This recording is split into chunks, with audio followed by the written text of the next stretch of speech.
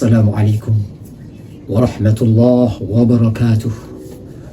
Saudaraku kaum muslimin muslimat di mana saja berada, semoga kita senantiasa sehat walafiat dan dalam limpahan nikmat dan rezeki, dan tentunya limpahan keberkahan. Kaum muslimin rahimakumullah, alhamdulillah rabbil alamin, wassalatu wassalamu ala sayyidina al-mursalin Muhammadin sallallahu alaihi wasallam wa ala alihi wa sahbihi ajma'in. Amma ba'd.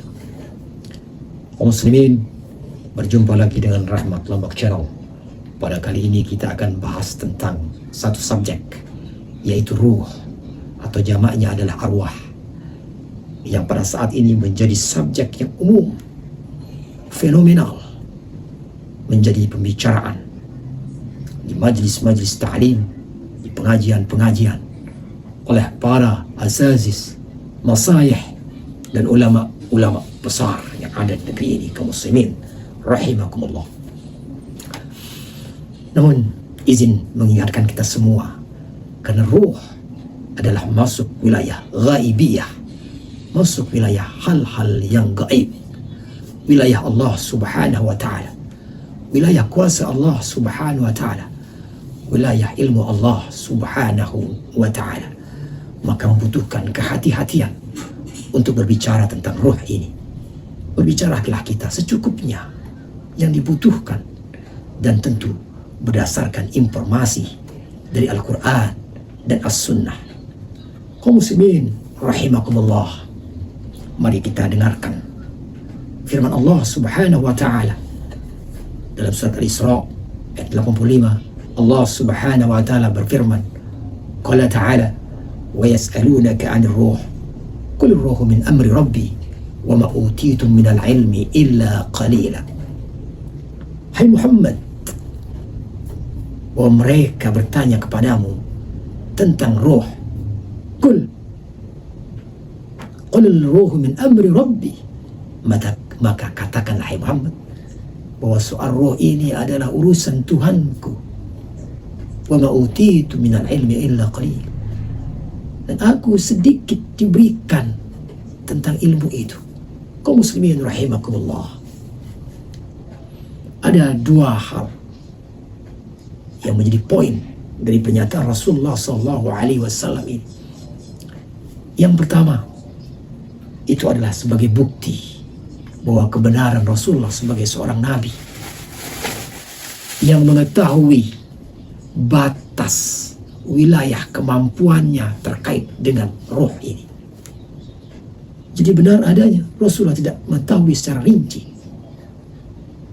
Itu sebagai bukti bahwa Nabi adalah Nabi Rasulullah sallallahu alaihi wasallam, bahwa hanya Allah lah yang mengetahui rincian dari ruh itu. Itu maksudnya. Sehingga benarlah Rasulullah menjawab bahwa itu adalah urusan Tuhanku. Kaum muslimin rahimakumullah, dalam hal ini Al-Imam Al-Qurtubi menjelaskan, amarallahu nabiyahu an yarudda ilma ruh ila Allah liya'lamu ajzahum an idraki haqiqati anfusihim. Bahwa sungguhnya yang bertanya kepada yang ditanya adalah sama, bahwa mereka memahami betul bahwa mereka tidak akan pernah mengetahui secara rinci tentang roh, sehingga jawaban Rasulullah sallallahu alaihi wasallam adalah jawaban yang memang diinginkan yang bertanya. Kaum muslimin rahimakumullah, yang kedua, wa ma utitum minal ilmi illa qalila. Ini adalah pernyataan dari Allah untuk Rasulnya Muhammad sallallahu alaihi wasallam, dan sekaligus pernyataan Muhammad sallallahu alaihi wasallam bahwa manusia dengan akalnya dan indranya tidak akan mungkin menjangkau hal-hal yang gaib termasuk ruh ini, melainkan membutuhkan informasi dari Allah subhanahu wa ta'ala. Maka dalam hal ini kemudian Abdullah bin Abbas menyatakan, ar-ruhu mimma ista'sarallahu bi'ilmih wa lam yutla' alaihi ahadan min khalqih. Abdullah bin Abbas menjelaskan bahwa ruh adalah merupakan mutlak kekuasaan Allah subhanahu wa ta'ala, dan tidak Allah ajarkan kepada seorang hamba pun. Kaum muslimin rahimakumullah, itulah batasan kemampuan manusia, sehingga haruslah berhati-hati untuk berbicara terkait dengan ruh dan hal-hal gaib lainnya. Maka dalam hal ini, para ahli ilmu tauhid, al-usuluddin, ilmu al-kalam, meletakkan satu teori yang disebut dengan as-sam'iyat. Apa itu as-sam'iyat? Adalah teori di mana hal-hal yang gaib, termasuk ruh, tidak akan pernah dijangkau oleh akal pikiran manusia, tetapi semata-mata dapat diterima dari informasi dari Al-Quran dan Al-Hadis. Oleh karenanya, kaum muslimin, muslimat rahimakumullah, jika ada seorang ulama atau kiai yang menyampaikan tentang ruh, hal-hal ihwal ruh dan hal-hal yang gaib lainnya, maka cukup layak untuk kita bertanya. Pertanyakanlah, apakah ada dalil, apakah ada informasi dari Al-Quran dan Al-Hadis yang mendasarinya. Karena memang sebagaimana kita katakan bahwa hal-hal yang gaib dan roh ini tidak akan mungkin dijangkau, tidak akan mungkin ditemukan oleh akal, pikiran, dan indera manusia, melainkan karena adanya informasi dari Allah subhanahu wa ta'ala, atau yang kita akan dengan dalil dari Al-Quran dan Al-Hadis. Begitu juga terkait apakah ruh akan datang kepada keluarga yang melakukan tahlilan dan pengajian. Apakah kemudian roh yang hadir di mimpi adalah roh Muhammad sallallahu alaihi wasallam? Apakah kemudian yang hadir di selawat, yang hadir di majlis-majlis ta'lim adalah roh Muhammad sallallahu alaihi wasallam dan lainnya? Harus ada dalil yang dapat mendasari dan membuktikannya. Kaum muslimin rahimakumullah, berikut apa yang boleh dan bisa diketahui oleh manusia tentang ruh berdasarkan Al-Quran dan As-Sunnah. Yang pertama adalah asal usul dan hakikat dasar ruh, bahwa ruh adalah merupakan ciptaan Allah, bukan bagian dari zat Allah subhanahu wa ta'ala. Yang kemudian sesuai dengan Al-Hijr ayat 29, Allah menghembuskan ruhnya kepada manusia. Di mana kemudian Al-Hadis dari Sahih Bukhari Muslim menjelaskan bahwa hembusan itu kemudian masuk ke janin pada usia ke 120 hari si janin. Itu berdasarkan hadis dari Imam Al-Bukhari dan Imam Al-Muslim. Kedua, hubungan ruh dan jasad dalam berbagai dimensi. A. Dimensi dunia, ketika sadar bahwa ruh terikat kuat pada jasad.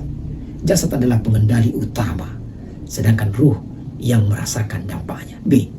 Dimensi tidur, yaitu mimpi, bahwa keterikatan ruh melonggar. Ruh diambil sementara oleh Allah, tetapi masih memiliki hubungan tipis dengan jasad. Allah subhanahu wa ta'ala berfirman dalam surat Az-Zumar 42, Allah memegang ruh, jiwa ketika matinya, dan memegang ruh yang belum mati di dalam tidurnya. C. Dimensi kematian, yaitu di alam barzah. Ruh berpisah total dari jasad secara fisik. Jasad hancur di tanah kecuali jasad para nabi, sedangkan ruh hidup di alam barzah sesuai amalannya. D. Dimensi kebangkitan, yaitu hari akhirat. Ruh dikembalikan secara utuh dan abadi ke dalam jasad baru untuk menerima balasan surga ataukah neraka. Yang ketiga, yang bisa diketahui adalah ruh. Sifat dan perilaku ruh yang dijelaskan dalam hadis sahih. A. Ruh memiliki kelompok. Arwahun junudun mujannadah. Ruh itu seperti pasukan yang terhimpun, yang saling mengenal di antara mereka, yang cocok dan kemudian mendekat, dan yang saling merasa asing yang kemudian berjauhan. Itu juga dari hadis Al-Imam Al-Bukhari wa Muslim. B. Proses pencabutan ruh atau sakratul maut. Dalam hadis panjang Al-Imam Ahmad Al-Bara Al-Azib radhiyallahu anhu dijelaskan bahwa ruh orang yang beriman keluar dengan lembut bagaikan menetesnya air dari mulut teko beraroma harum dan disambut malaikat dengan kain kafan dari surga. Subhanallah. B. Ruh orang kafir fasik dicabut dengan sangat keras bagaikan besi berduri yang ditarik dari kain wol yang basah beraroma sangat busuk dan ditolak oleh penghuni langit. C. Ruh mampu melihat dan mengikuti pendengaran jasad saat meninggal. Juga dari hadis, yaitu diriwayatkan oleh Imam Muslim, sesungguhnya apabila ruh telah dicabut, maka penglihatan akan mengikutinya. Inilah alasan mengapa mata orang yang baru meninggal dunia seringkali terbuka menatap ke atas. 4. Keberadaan dan tempat ruh di alam barzakh. Saya memberikan gambaran mengenai peta keberadaan ruh setelah meninggal dunia. Ruh para nabi berada di tempat yang paling tinggi, Illiyin, bersama kelompok malaikat dan para nabi lainnya. B. Ruh para syuhada, orang-orang yang gugur mati syahid. Ruh-ruh para syuhada berada di dalam tembolok burung-burung hijau yang terbang di dalam barzakh. Hadis riwayat Muslim. Kemudian ruh orang yang beriman pada umumnya, semoga kita juga termasuk paling tidak di sini, berada pada burung-burung yang bergantungan di pohon-pohon yang indah di barzakh. Hadis riwayat Imam Malik dan An-Nas. Dan bagaimanakah orang kafir pelaku dosa besar? Maka dia ditahan di sijin, di tempat yang paling sempit, paling dalam di barzakh. Nauzubillah. Kaum muslimin rahimakumullah.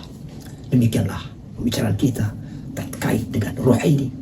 Maka apa yang kami sampaikan di atas adalah batasan-batasan yang patut kita hati-hati jangan sampai menerobosnya, sehingga kita kemudian berlebih-lebihan dan bukan memberikan manfaat, justru memberikan sesuatu yang mungkin bisa disalahpahami, yang tidak sampai. Karena mungkin banyak dari mereka yang mendengarkan adalah orang-orang awam seperti kita. Kaum muslimin rahimakumullah. Mudah-mudahan kajian kali ini ada manfaatnya. Maka terima kasih atas segala perhatian dan atensinya. Dan mohon maaf jika ada kesalahan dan kehilafan. Jazakumullah jazal awfar. Wa'alafu minkum. Wassalamualaikum warahmatullahi wabarakatuh.